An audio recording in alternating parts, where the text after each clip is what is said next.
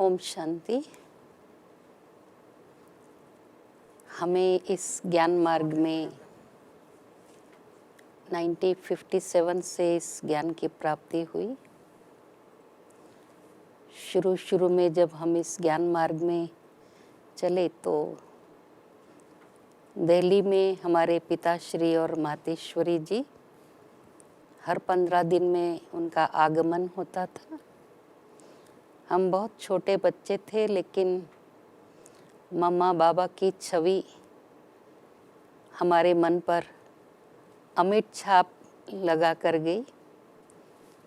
1963 में प्रथम बार हम मातेश्वरी जी और पिताश्री जी से माउंट आबू में मिले, पांडव भवन में, और उस समय मेरी आयु 8 वर्ष की थी। तो हम जब बाबा और मातेश्वरी जी के संपर्क में आए, उनसे मुझे बहुत अधिक मात्र वात्सल्य की अनुभूति हुई। मातेश्वरी जी के प्यार में सब बच्चे ऐसे खो जाते थे, उन्हें इस शरीर की सुध-बुध नहीं रहती थी। और मातेश्वरी जी के अंदर बहुत सरलता, मधुरता, शांति का अनुभव मैंने बचपन में किया। उनके चलने में भी रॉयल्टी थी, बोल भी बहुत थोड़ा और बहुत शांत चित्त होकर के मधुर भाषी थी। जैसे सरस्वती की वीणा का गायन है, ऐसे मातेश्वरी जी के मुख से सदैव ज्ञान के मोती ही बरसते थे। हमेशा वो अपनी निर्मल वाणी से अनेक आत्माओं का मन मोहित कर लेती थी। कोई भी कैसा भी व्यक्ति उनके सामने आए, चाहे वो विद्रोह की भावना से ही क्यों ना आए, लेकिन उनके अंदर इतना शांति और धैर्यता थी कि जो विद्रोह करने वाले भी भूल जाते थे कि हम कहाँ आए, किसके पास आए, किसका विद्रोह करे, ये तो हमारी माँ है। तो माँ की ममता उनकी सूरत मूरत से झलकती थी, और वो इतना प्रेम से बात करती थी कि जो शत्रुता मनुष्य के मन में हो भी तो वो भूल जाता था। क्योंकि इस ईश्वरीय विश्वविद्यालय में अनेक प्रकार के विघ्न डालने वाली आत्माएं भी आती थी, और वो लोग सोचते थे हम इनके मातेश्वरी जी, पिताश्री जी को जा कर के डिस्टर्ब करें, विघ्न डालें। लेकिन दोनों में इतना प्यार था कि वो बच्चे बच्चे कह कर के बात करते थे, तो सामने वाला भी भूल जाता था कि मैं कौन हूँ, बच्चा बन जाते थे। तो इस तरह से उनका मनोपरिवर्तन कर देते थे।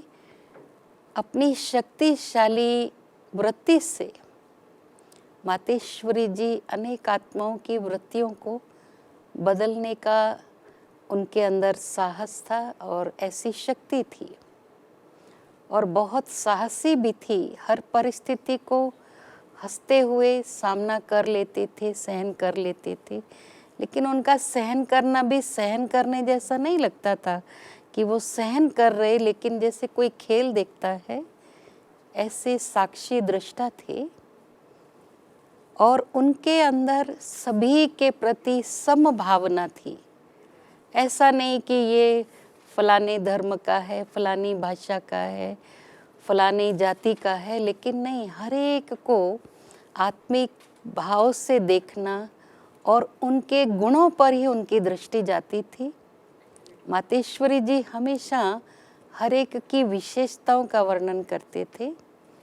कभी भी अगर उनको कोई पुष्प भी ऑफर करते थे, हार माला आदि, तो वो स्वीकार नहीं करते थे। वो कहते थे हमें स्वयं ऐसे गुणवान खुशबूदार फूल बनकर परमात्मा पर अर्पित होना है, ये फूलों से हमें क्या लेना है।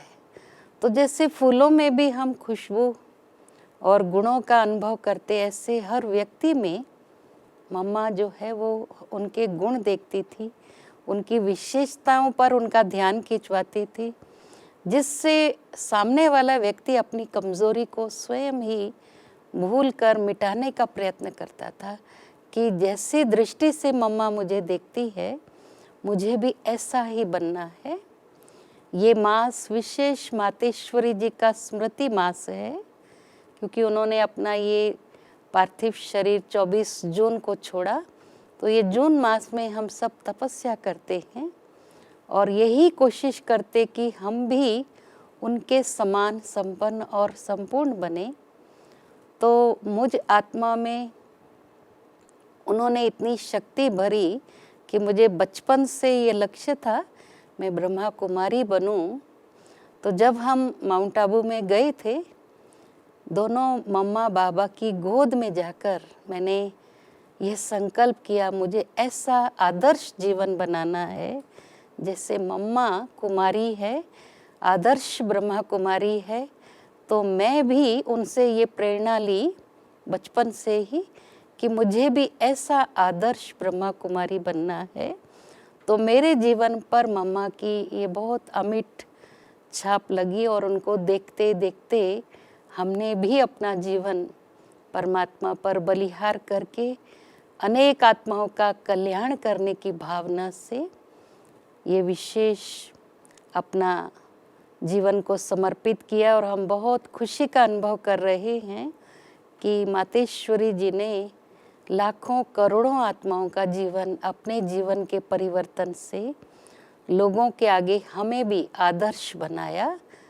तो हम ऐसी अपनी मीठी प्यारी मातेश्वरी जी को कोटि कोटि शत शत प्रणाम करते हैं कि उनके जैसे हम सब बनने की प्रेरणा प्राप्त करें। ओम शांति।